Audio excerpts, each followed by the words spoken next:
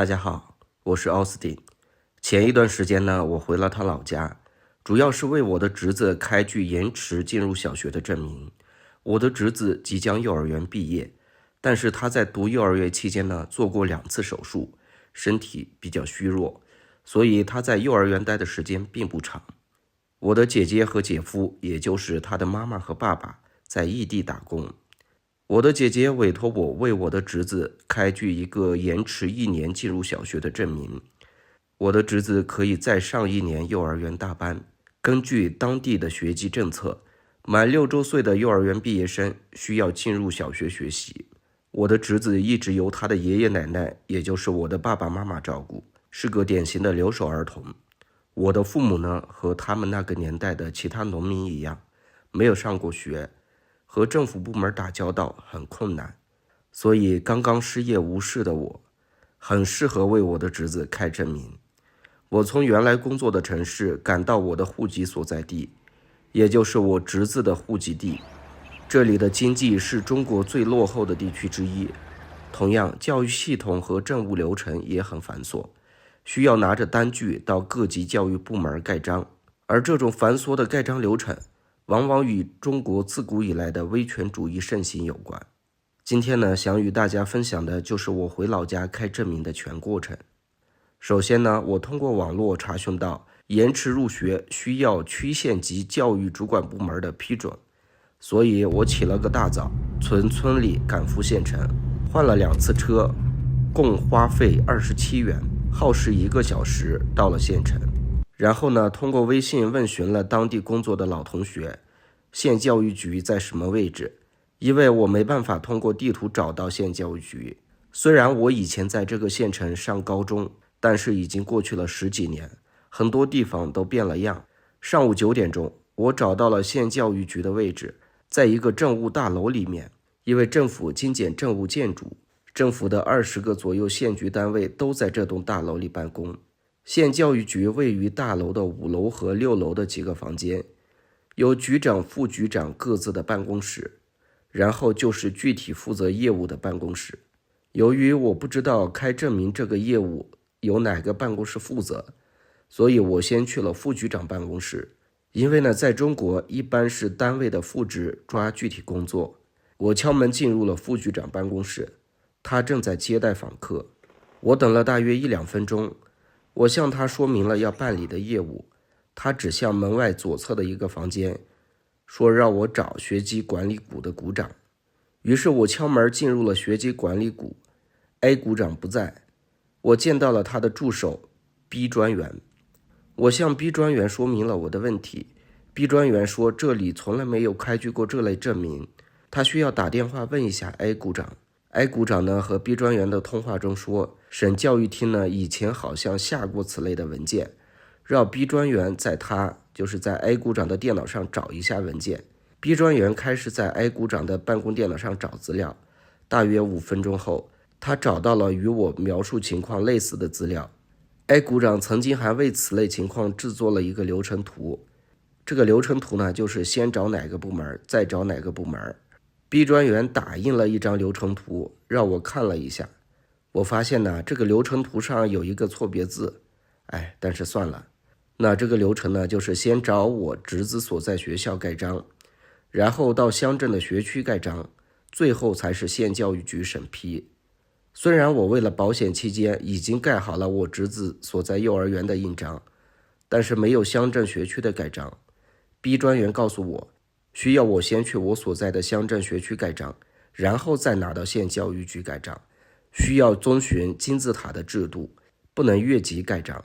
我再三解释，我已经带来了我侄子的生病住院资料，能否先盖了县教育局的章，然后我再去乡镇学区盖章，不然我盖完乡镇学区的印章后再来县教育局盖章，时间成本比较高，并且这个延迟入学的流程之前也并没有有效的对外公布。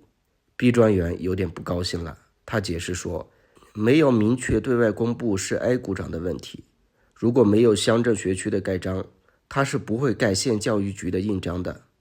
因为如果乡镇学区没有盖章，就说明乡镇学区的领导没有掌握该辖区的学生情况，如果出现数据不准确的问题，该如何问责？我只好呢又打车去我所在的乡镇校区，花费了30元，耗时1个小时20分钟。这时候已经是中午12点半了。乡镇学区也是我的初中母校。我向初中母校的门卫说明情况后，门卫说由于是午休时间， C 校长还没有上班，让我下午2点半再来。我向他请求在校园里走走，看看这10几年的变化，他允许了。进入校园后，我发现已经与我16年前的初中完全不同。以前的建筑没有一栋有所保留，教学楼和学生宿舍都是新的，楼变高了，但是校园面积小了很多。唯一没变的还是学生的习惯。在我初中的时候，也在课余时间打这种乒乓球。我上初中的时候呢，校内是一排排的中式瓦房，是日本的慈善机构捐献建造的。在我初一的时候，日本代表来校访问，学校还举行了欢迎仪式。我在校园里面散步，路过宿舍和食堂。由于北方天气很冷，宿舍都配有火炉，因为有烟筒伸出来。食堂呢，散发出食物的香味。这里有专门的厨师，厨师是来自附近村落里做饭好的大姨。在我的初中刚刚开始实行寄宿制，每个学生呢自带电热毯或者2床被子，因为呢有的同学家里买不起电热毯，以此来度过接近零下10度左右的冬夜。同时那个时候呢并没有建设食堂，学校里提供一个集中做饭的区域，学生呢自己使用煤油炉做饭，所以那个时候呢大家身上总是有一股煤油味儿。当时呢13岁的我已经掌握了好几种中餐面食的做法，因为当时所在区域是以面食为主。然后呢我继续看校园，到处挂着名人的画像，这些画像呢都是教育部门为学生们精心挑选的偶像。还有呢就是中小学生守则，爱党爱国爱人民。爱党呢是第一位的，从小爱党是学生的必修课，所以国内的主流价值观已经根深蒂固了。慢慢的我走到了行政楼，1楼右边的第一个办公室就是校长办公室，门是半开着的，里面有3个人在抽烟聊天。我没忍住敲门进去，里面的人说还没有上班，等下午上班了再来。于是呢我在校园操场上站着，时间到了下午2点半，一名体育老师开始组织学生上课。我的记忆中，中学的体育老师是老师群体中最幸福的，因为经常请假。其实呢就是体育课被其他文化课占领了。这时候呢校长室出来一个人给自己洗杯子，把自己水杯里的水呢倒入了这个门口的花盆。我们呢正好碰见了，他叫我进去他的办公室，那原来呢他就是 C 校长。我呢赶紧向 C 校长说明了我侄子的情况，请他在延迟入学的单据上盖章。他显得十分犹豫和为难，说呢之前从来没处理过类似问题，让我把资料先放下来他审核，我先回家。由于呢我曾经在体制内工作过，知道呢威权人士最畏惧的是更高的威权。如果这次开不完这个证明，会耽误我很多行程。于是呢我灵机一动，告诉 C 校长，我的情况呢已经向县教育局的领导说明了，是县教育局的领导让我来这里盖章的。 C 校长起初以为是我给县教育局的人打了电话，所以凑过来想看我的通话记录。我告诉他我自己去了县教育局，是教育局的 A 股长安排我来的正学区。幸好呢我走的时候看了一眼县教育局门口的名牌，记住了这个 A 股长的姓名。提了 A 股长的名字之后呢 C 校长为我盖了章。此时时间为下午3点，我尽快打车赶往县教育局，希望呢能够在县教育局下午5点下班前办理完此事。1个多小时后呢我到了县教育局，时间为下午的4点15分。但是呢学籍管理股的门是关着的，并且呢整层楼1半以上的办公室都是关着的。不会吧，提前下班这么早？我问了一个门开着的办公室，工作人员告诉我说，这些关了门的办公室人员都去街道上打扫卫生了，说是要举行一个什么活动，让我等到下午5点，他们呢会回来打下班卡。我很难理解打扫卫生需要这么多政府职能部门的人员参与，公务员们俯下身子变成了保洁员，还真是哪里需要哪里搬的砖头。但是本职工作就可以先放下吗？在等待的时候才想到自己还没有吃饭，于是呢，在自己曾经的高中门口一家小吃店吃了饭，味道还可以。没等到下午5点呢，我就赶紧跑到县教育局所在的6楼。过了几分钟，逼专员拿着扫把回来了。我急忙说我是上午来过的。他说我去乡镇盖章还挺快的。他走到办公室放下扫把后，给我所在乡镇的 C 校长打电话，说是我的事情 C 校长是否已经了解，我的资料 C 校长是否已经审核。其实呢 C 校长由于没有审核我的资料，结结巴巴地说已经核实了。然后呢，突然 B 专员转头看见我手里的资料，便在电话中呵斥 C 校长，为什么不留一份资料备查？以后万一出了问题谁来负责？ C 校长急忙说不好意思，忘记了他来处理这件事儿。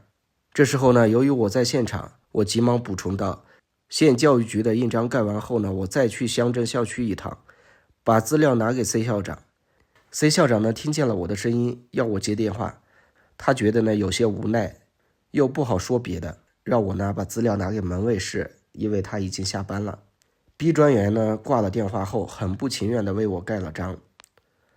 从这个县教育局出来之后呢，我赶上了返回乡镇的城乡出租车。现在呢需要的就是将自己带了1天的资料交到乡镇的校区门卫这件事儿呢就算是完成了。天有不测风云，在出租车出发20分钟后，我们呢遇到了近期最大的一场冰雹，整个车身呢被冰雹打得啪啪作响，道路上有很多积水，很多车辆都开了双闪。考虑到安全的问题，司机只好靠边停车，等到冰雹小一些的时候再出发。大约在40分钟后，我们重新出发。由于还下着雨，车子开得很慢。到乡镇校区的门口呢，天已经快要黑了，还好门卫在这儿。将资料交给门卫后，这个事情算是办完了。同样的事情在我之前工作的城市，流程制度呢就比较健全，政务公开透明，可以直接在网上办理，大概30分钟就可以搞定。但是在我的户籍地这个小乡镇，花了1天的时间，以及近200元人民币的路费。但是呢，我想这不是我今天遇到的某一个人的错，或者某几个人的错，而是在这种体制下呢，大城市和小乡镇之间的差距日益扩大，这才是根本原因。好的，我们今天这期视频就到这里，我们下期再见。